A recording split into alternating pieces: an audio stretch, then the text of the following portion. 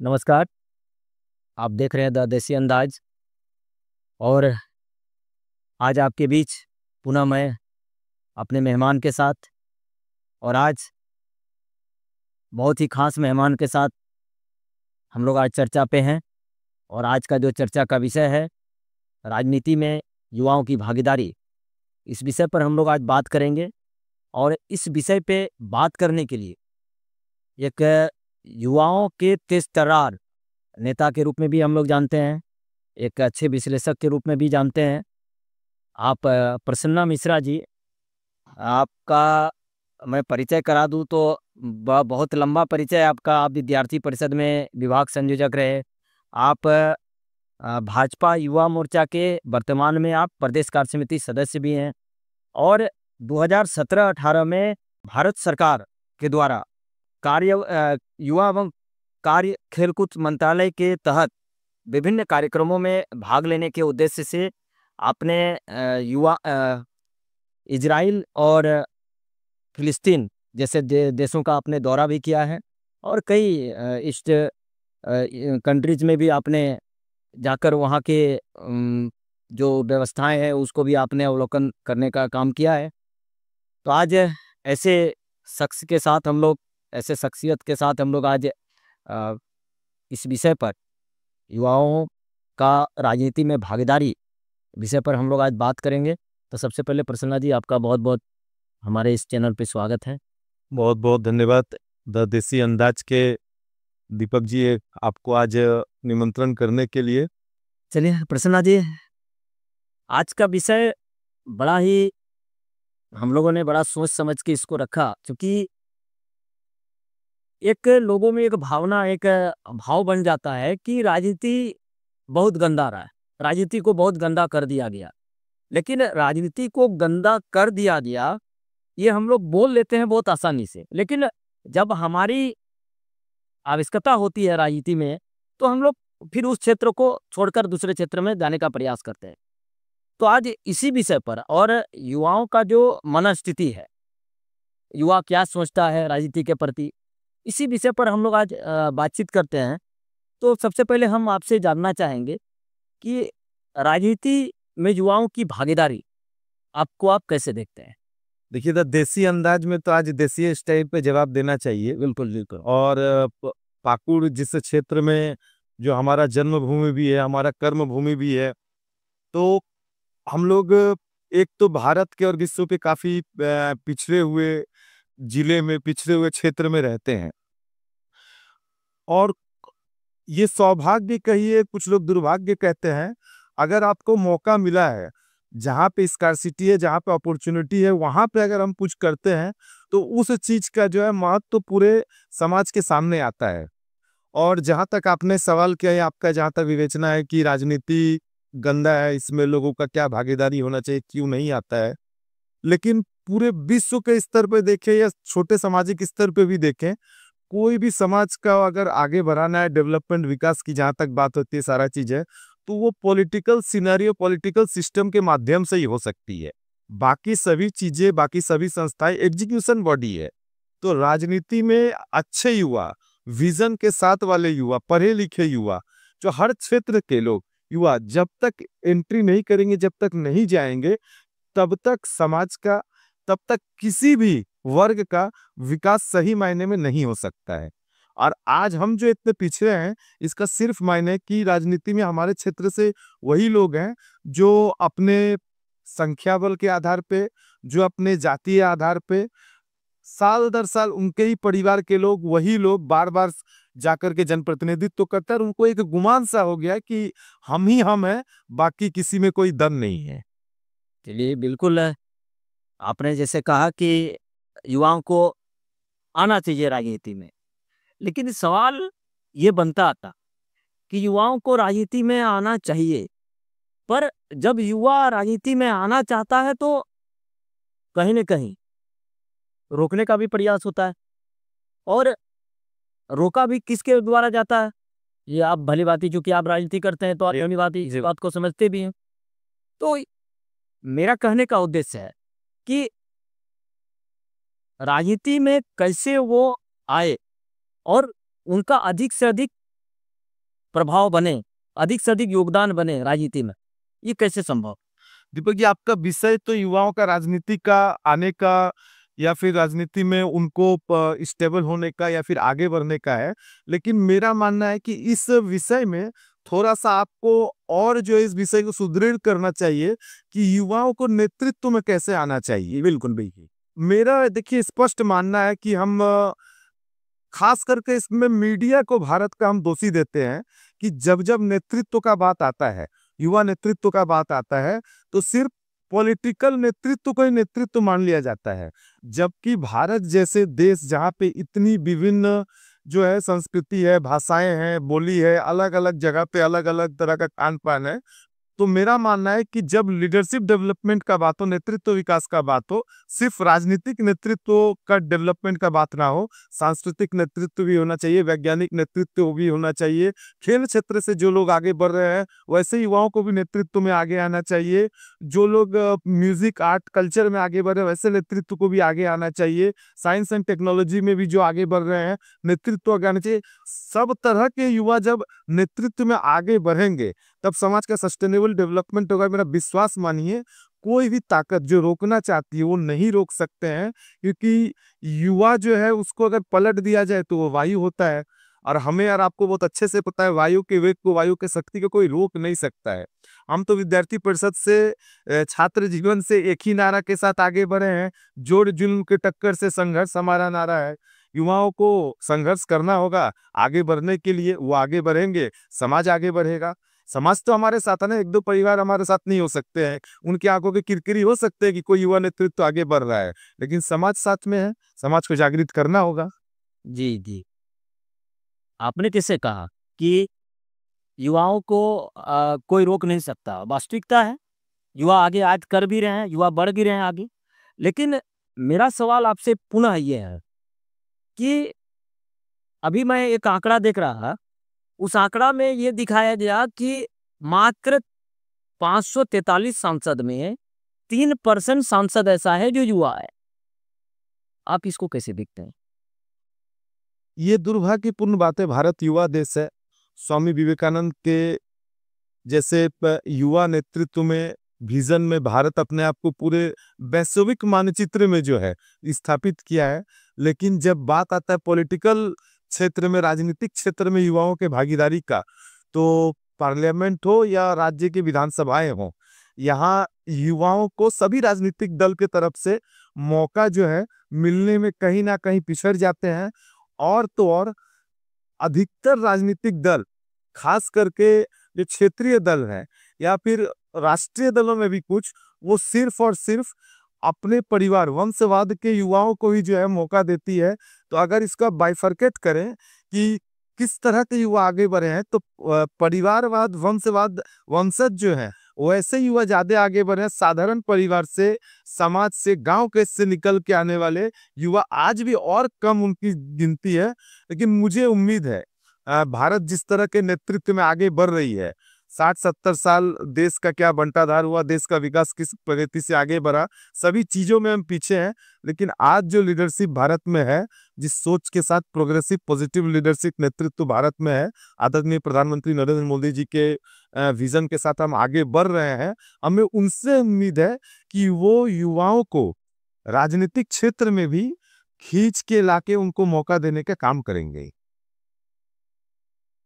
युवाओं को मौका देंगे, ये आवश्यक है। लेकिन आप जैसे हर पार्टियों का एक युवाओं का विंग है, कांग्रेस का भी है, भाजपा का भी है, इधर क्षेत्रीय पार्टियों का भी अपना अपना एक विंग युवाओं का है। जी। लेकिन आप जब इसका विश्लेषण करते हैं कि युवा विंग है, लेकिन युवाओं को कितना परसेंट, अभी लोकसभा का चुनाव संपन्न हुआ, विधानसभा का चुनाव संपन्न हुआ, कितने प्रतिशत युवाओं को टिकट मिला? आप इसका जब विश्लेषण करते हैं तो आपको ध्यान में आता है इस बात का। तो यदि युवाओं का नेतृत्व, मैंने कई लोगों को ऐसा देखा है प्रसन्ना जी, कि युवा से वो काम शुरू किया पार्टी में और वहीं पे वो उम्रदराज होके वापस रिटायर हो गया। खैर, रिटायरमेंट का तो सवाल नहीं होता है पार्टी लेवल पे, रिटायर नहीं हो सकते हैं। आप इसको कैसे देखते हैं? क्योंकि जिस तरह से अभी विधानसभा और लोकसभा चुनाव जो हुआ और विभिन्न पार्टियों ने जिस तरह से टिकट का बंटवारा भी किया और कैसे लोगों को टिकट मिला, कैसे लोग जीत के आए, आप भली-भांति जान रहे हैं। तो आप इसको कैसे देखते हैं?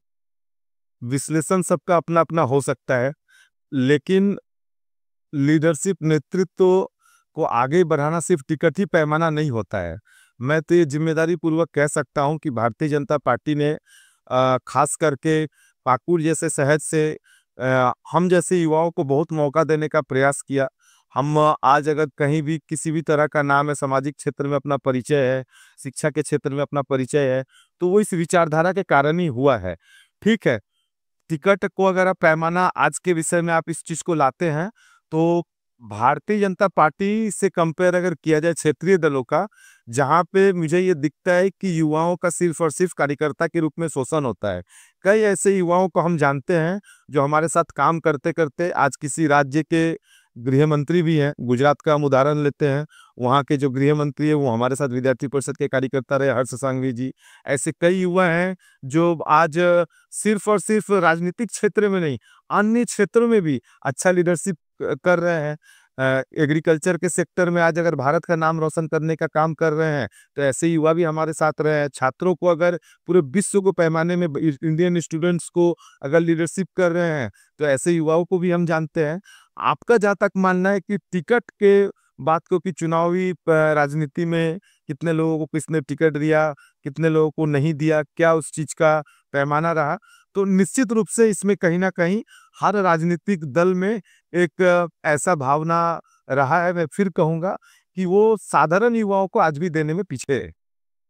जी, मैं वही बात आपसे बोलना चाह रहा था कि होनहार है, युवा होनहार है, जी। लेकिन पार्टी के कार्यक्रमों तक ही, वो आगे नहीं बढ़ पा रहा है। बढ़ कौन रहा है? तो कई उदाहरण हैं आपके सामने। मैं आपको एक रामायण का एक प्रसंग है कि जब राजा दशरथ राम जब पूरे शिक्षा ग्रहण करके वापस आए, तो राजा दशरथ एक बार आईने में अपने चेहरा देख रहे थे, उनको एक पका हुआ बाल दिख गया, तो उन्होंने तत्क्षण ही राम का राज्याभिषेक का घोषणा कर दिया और सत्ता से संन्यास लेने का घोषणा किया। मतलब कहने का मेरा मतलब है कि आज के परिप्रेक्ष्य में अगर हम एक उदाहरण उसको मानते हैं, तो आज के परिप्रेक्ष्य में क्या ये दिखता है? आपने रामायण का ज़िक्र किया, तो रामायण का ज़िक्र ये भी है कि युवा राम को अपने परिवार के साथ जो कोई भी कारण रहा हो, वन-वन भटकना पड़ा, संघर्ष करना पड़ा और जा करके एक महारथी से युद्ध करके जीत के अपने आप को साबित करना पड़ा और उसके बाद उनका राज्याभिषेक जो है, वो फिर पुनः भली-भाँति वहाँ पे हुआ। तो ये भी एक उदाहरण है कि हम युवाओं को तत्काल कोई भी सुविधा, कोई सुख मिल जाए, टिकट मिल जाए, हम एमपी, एमएलए या कुछ बन जाए, मिनिस्टर बन जाए, इससे इतर भी हमारे जो इष्ट देव है, हमारे पूर्वज जो हैं और श्री राम से उनका भी उदाहरण लेना चाहिए। पिता का तो कर्तव्य था उनका राज्याभिषेक करना, लेकिन उन्होंने अपने माँ के बातों को मान करके वनवास गए और वनवास में हर तकलीफ को, हर तरह के संघर्ष को उन्होंने अपने जीवन में उतारने का प्रयास किया। उसके बाद एक अनुभव लेकर के राजा बने और तब जाके हम कहते हैं कि राम राज्य का स्थापना जो है हम सपना देखते हैं, तो अनुभव के बिना भी राम राज्य नहीं आ सकता है। बिल्कुल आपने सही कहा, अनुभव के बिना राम राज्य नहीं आ सकता। लेकिन मेरा सवाल थोड़ा-सा इतर था उससे। मेरा सवाल था कि राजा दशरथ को जब कान के पास एक बाल पका हुआ दिखा, तो उन्होंने राजनीति से संन्यास लेने की घोषणा कर दी। मैंने यही कहा कि क्या आज के परिप्रेक्ष्य में जो नेता सत्ता पे बैठे हैं, जो जगह पे हैं, जो सांसद हैं, विधायक हैं, हम ऐसे कह सकते हैं जी। खुले तौर पर, क्या वो अपने बालों को देख के आने वाला पीढ़ी के लिए, आने वाला युवाओं के लिए रास्ता छोड़ रहे हैं क्या? तो माने इस पे हम चाह रहे थे कि आप क्या सोचते हैं? देखिए, जो परिवारवाद वाले दल हैं, वो तो रास्ता छोड़ रहे हैं अपने पुत्र-पुत्रियों के लिए, ताकि उनके बाद उनके पुत्र-पुत्री आ जाए तो वो भी युवा है। लेकिन युवा का पैमाना अगर परिवार से है, तब तो इस चीज़ को सिरे से खारिज करते हैं।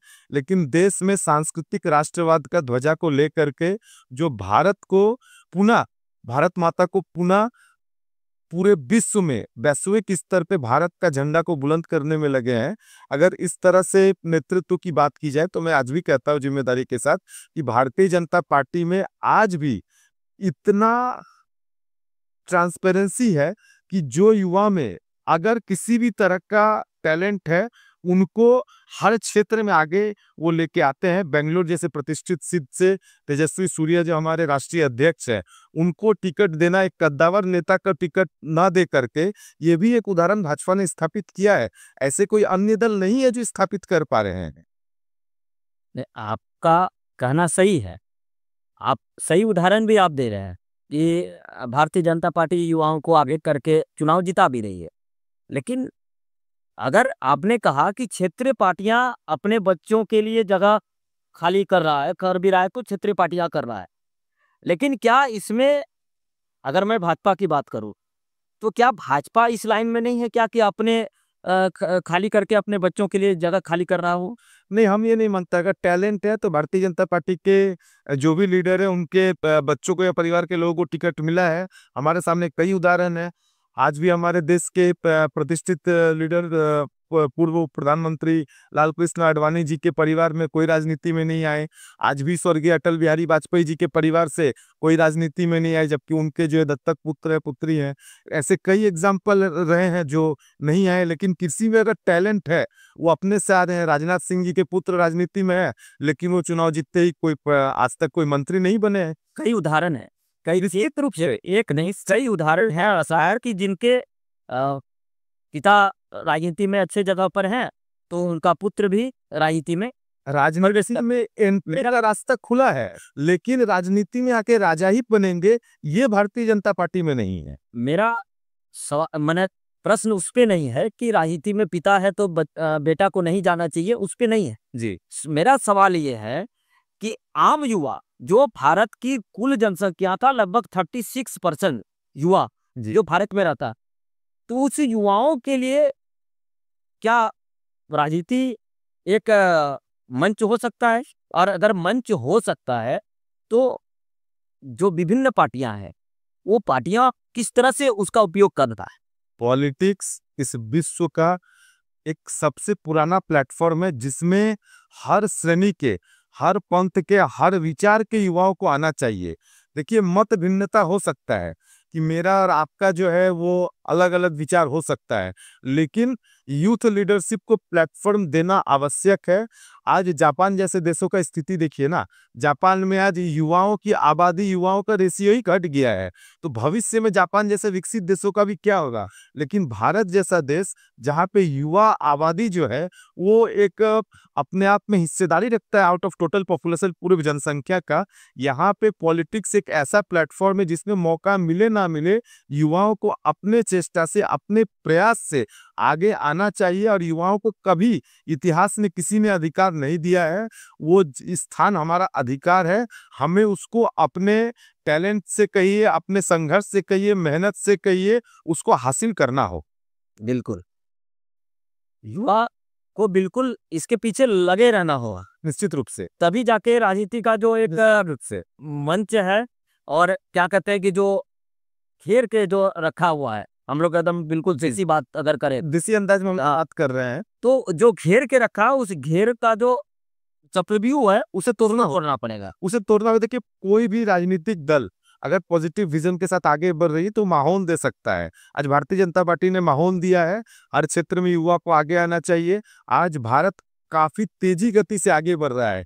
अब वो पुरानी बातें खत्म हो गई। आज भी देश में जो भी तरह की घटनाएं हो रही है, आप जरा देखिए, ये पूर्वी भारत में अधिकतर हो रही है।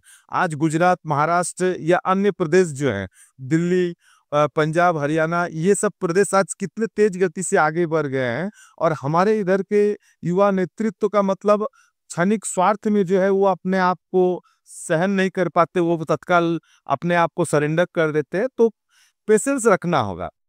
बिल्कुल पेशेंस रखना होगा। और हम तो इतना कहेंगे सभी राजनीतिक पार्टियों के सभी जो प्रमुख लीडरों से जी, कि कम से कम आप अपने पार्टियों में युवाओं के लिए अधिक से अधिक मौका दीजिए, क्योंकि युवा जब तक नहीं आएंगे उस देश का विकास की कल्पना नहीं कर सकते, क्योंकि युवा सोच जो है और युवा का जो काम करने की जो क्षमता, जो उसका एनर्जी लेवल है, वो बहुत हाई रहता है। और निश्चित तौर पर वो जब काम करेगा तो अ, अच्छा ही करेगा और देश को आगे ले जाने का काम भी करेगा। प्रसन्ना जी, हम लोग चर्चा के अंतिम दौर में हैं और हम चाहेंगे कि युवाओं के लिए आप कोई संदेश इस चैनल के माध्यम से देना चाहें कि युवा कैसे अपने आप को जी। संयम में रखते हुए और संयमित होकर कैसे आगे बढ़ सकता है इस प्लेटफॉर्म में, तो आपका विचार आमंत्रित है। बहुत अधिक कोई संदेश या विचार देने के लिए मैं देना नहीं चाहता हूँ, लेकिन बस एक ही निवेदन करना चाहता हूँ अपने युवा भाइयों से कि और खास करके हम अपने पाकुड़ के युवाओं से, आप पॉलिटिकल रूप से, राजनीतिक रूप से कोई भी पार्टी, कोई भी विचार को आप अपने ज़हन में, अपने जीवन में अपना सकते हैं, वो अलग बात है। लेकिन आप जहाँ भी हैं, जो भी कर रहे हैं, एक सकारात्मक परिवेश में पॉजिटिव वाइब्स बना करके उस क्षेत्र में निरंतर आगे बढ़ें। पाकुड़ में बहुत पोटेंशियल है, व्यापार का क्षेत्र हो, खेल का क्षेत्र हो, संस्कृति का क्षेत्र हो, या फिर यहाँ पे जो भी हमारे स्टूडेंट्स आज बाहर जाकर के काम कर रहे हैं, जो भी आज देश विदेश में हैं, वो पाकुड़ के परिप्रेक्ष्य में सकारात्मक सोच के साथ, पॉजिटिव वाइब्स के साथ, निरंतर मेहनत और संघर्ष से अपने अंदर की जो क्षमता है उसको निखारने का प्रयास करें। मनोबल को कभी कम नहीं करना चाहिए। परिस्थितियां विपरीत आ सकती हैं, लेकिन हम युवाओं का काम है उन विपरीत परिस्थितियों से भी अपने आप को आगे निकाल के पाकुड़ को आगे बढ़ाएं। और मैं राज्य सरकार, राज्य प्रशासन और केंद्र सरकार से भी निवेदन करना चाहता हूं कि हमारे जैसे पिछड़े जिलों में जो है, जो भी संभावनाएं हैं उनको लेके आए। यहाँ पे खेती के क्षेत्र में बहुत कुछ किया जा सकता है। हजारों हेक्टेयर जमीन बर्बाद पड़े हुए हैं, वहाँ पे एग्रीकल्चर सेक्टर में क्रांति लाकर कुछ किया जा सकता है। गांव-गांव में आज हमारे यहाँ पे खिलाड़ी है, खास करके फुटबॉल के क्षेत्र में, वैसे नेतृत्व को आगे लाया जा सकता है। ऐसे लीडरशिप जब आगे आएगा तो पाकुड़ जैसा क्षेत्र भी आगे बढ़ेगा। और हम निश्चित आपको बताते हैं कि आने वाले दिन में हम जैसे युवा पॉलिटिकल लीडरशिप में भी पाकुड़ को देश में स्थापित करेंगे। चलिए, बहुत बहुत अच्छी बातें आपने कही प्रसन्ना जी। मैं एक विषय ध्यान से हट रहा था, क्योंकि आप यूथ डेलीगेशन के माध्यम से आप विदेश का भी दौरा किए। जी। इजराइल जैसे देश आपने का दौरा किया, फिलिस्तीन जैसे देशों का, फिर मध्य एशियाई देशों का भी आपने दौरा किया। आपको वहाँ जाने के बाद कैसा लगा कि वहाँ का यूथ और भारत के यूथ में क्या आपको अंतर दिखा? मुझे तो ऐसा फील हुआ कि भारत जैसे एनर्जेटिक यूथ जो विषम परिस्थितियों में आगे बढ़ने का हिम्मत मादा रखते हैं, ऐसा विश्व में कोई भी देश का नहीं है। वहाँ तो ऐसा माहौल है, जो माहौल वो खींच के युवाओं को उस स्थान पे पहुंचा दिए हैं। मैंने आपको शुरू में ही कहा, जहाँ पे कोई चीज की कमी है, वहां से लोग अगर आगे आते हैं तो वो ज्यादा एनर्जेटिक होते हैं। ठीक है, आज उनके पास आबादी कम है। भारत पे आबादी का दृष्टि से देखें तो एक विशाल देश है भारत। यहाँ पे बहुत सारी चुनौतियां हैं, बहुत सारी परेशानियां हैं, परिस्थितियां ऐसी रही। लाखों, मतलब सैकड़ों सालों तक हम गुलाम रहे, गुलामी की मानसिकता आज भी है।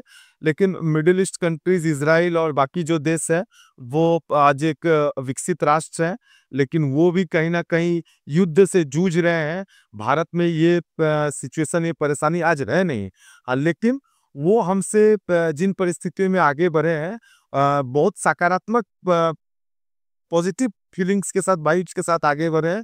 तो मैं बस चाहता हूँ कि वहाँ पे जो उनके साथ जो पॉजिटिव चीज़ है, उनको हम लेकर के वहाँ से विदेश का दौरा करके भारत सरकार के टीम में हम आए हैं। हम चाहते हैं कि उस आइडिया के साथ हम भी आगे बढ़े। उनकी जो अच्छाई है हम वो ले लें, उनकी जो बुराई है, ऐसे युद्ध वहाँ पे आम नागरिक के जीवन में, तो हम वहाँ छोड़ के आए हैं। चलिए, एक चूंकि आप यूथ को लीडिंग करते हैं, राजनीति में प्राय ये देखा जा रहा है कि युवाओं का गलत इस्तेमाल भी हो रहा है विभिन्न कारणों से। जी। कोई का मुद्दे को लेकर युवाओं को रोड में उतार देना, युवाओं के द्वारा विध्वंस नीति अपना लेना, जिसे प्राय अभी हम लोग जी। लगातार देख भी रहे हैं। आप ऐसे युवाओं के लिए कोई संदेश देना चाहते हैं? देखिए, विभाजनकारी राजनीतिक शक्तियां, विभाजनकारी प्रशासनिक शक्तियां जो हैं, वो तो कभी नहीं चाहता है, और इतिहास गवाह रहा है कि कभी नहीं वो चाहता है कि युवा एकजुट होकर एकता के साथ जो है कोई आंदोलन करे, क्योंकि उनको डर भी युवाओं से ही है कि युवा जहां जहां सोचा वहां वहां सत्ता को और व्यवस्था को पलट दिया है। हम सत्ता परिवर्तन करने के लिए काम नहीं करते हैं जी। व्यवस्था परिवर्तन अगर हो जाएगा, सत्ता कोई भी आते रहे जाते रहे, उससे कोई फर्क नहीं पड़ता है। लेकिन युवाओं को संयमित रख के आंदोलन करना तो लोकतंत्र में सबका अधिकार है, लेकिन आंदोलन जो है वो तरीके से होना चाहिए, दूसरे को नुकसान पहुंचा के नहीं। अगर आप आंदोलन कर रहे हैं और उससे किसी समाज को नुकसान पहुंच रहा है, तो वो मानसिक रूप से आपका विरोधी निश्चित रूप से हो जाएंगे। आंदोलन ऐसा हो जो भारत में व्यवस्था परिवर्तन करने का काम किया। हमारे सामने सन 74-75 के समय का जेपी आंदोलन आज उदाहरण है, जो उतनी बड़ी सत्ता को पलट के रख दिया। जो इतना बड़ा परिवार जिनको अपने आप में गुमान था कि हम ही हम है, तुम ही तुम हो, तो तुम क्या तुम हो, आज वो परिवार को 77 के समय जो जेपी आंदोलन में युवाओं ने ही, गुजरात से लेकर के बिहार से लेकर झारखंड से लेकर कई ऐसे युवा आज भी हमारे सामने उदाहरण है जो आंदोलन ऐसा किए हैं कि वो व्यवस्था परिवर्तन हुआ। तो वैसा संयमित आंदोलन करना ही चाहिए, लोकतंत्र में अधिकार है। बस यही संयमित आंदोलन को क्या कर रहा है कि कुछ राजनीतिक पार्टियां अपने स्वार्थ सिद्ध के लिए भटकाकर, उसको बहकाकर, जी और सही बात है। एक गलत दिशा की ओर आंदोलन जाता है। बदले में एक ऐसा परिवार का युवा को जान देना पड़ता है, और नुकसान किसको होता है? उस परिवार को होता है। उस देश का आने वाला जो युवा, एक अच्छा नेतृत्व आ सकता था, वो खत्म हो जाता है। तो निश्चित तौर पर आपकी बातें बहुत ही अच्छी रही कि आपने युवाओं के लिए एक अच्छा संदेश देने का काम किया। मेरी ओर से भी और इस चैनल के माध्यम से भी सभी युवाओं से निवेदन है कि आप किसी के बहकावे ना आकर जो एक अच्छा आंदोलन करिए। आंदोलन में कहीं कोई बुराई नहीं है, लेकिन विध्वंस आंदोलन नहीं होना चाहिए, क्योंकि जो भी आप विध्वंस आंदोलन के साथ जो इस देश का नुकसान कर रहे हैं, वो आपका ही देश है, कोई बाहर का नहीं है। जो भी नुकसान होगा वो आपका होगा। जान की जो क्षति होगी, किसी परिवार को बर्बाद हो जाएगा, किसी परिवार का बेटा चला जाएगा, किसी परिवार का पति चला जाएगा, किसी परिवार का भाई चला जाएगा। ऐसे आंदोलन ना हो, ये हमारी ओर से निवेदन है। और युवाओं का, जैसे प्रसन्ना जी ने कहा कि एक ऊर्जावान युवा होने के नाते, एक संयमित युवा होने के नाते निश्चित तौर पर संघर्ष जारी रखिए। और राजनीति के क्षेत्र में, जैसे आज का हमारा विषय था कि राजनीति के क्षेत्र में युवाओं का योगदान, तो निश्चित तौर पर अगर आप संयमित होकर, एक ऊर्जावान होकर काम करते हैं किसी भी पार्टियों में, तो निश्चित तौर पर आपको एक सफलता मिलेगी। बस शर्त है कि आप भटकेंगे। निश्चित रूप से शक्ति का संचय करना ही जो है वो सही मायने में होना चाहिए। किसी के उकसाने से, बहकाने से, बहलाने से, जो ऐसे लोग हैं उनका राजनीतिक रोटी सेकने का वो काम करेंगे। हम और आप अगर अपने शक्ति को पहचान ले, तो हमें कोई भी यूज करने से नहीं सकता है। ये आप अपने दिमाग में रखें, और आप जिस क्षेत्र में हैं उस क्षेत्र में लगन के साथ मन लगा के मेहनत करें। मैं यही अंतिम में कहना चाहूंगा। चलिए, बहुत बहुत धन्यवाद प्रसन्ना जी। आपको भी बहुत बहुत बहुत बहुत धन्यवाद। जुड़े रहिए द देसी अंदाज के साथ।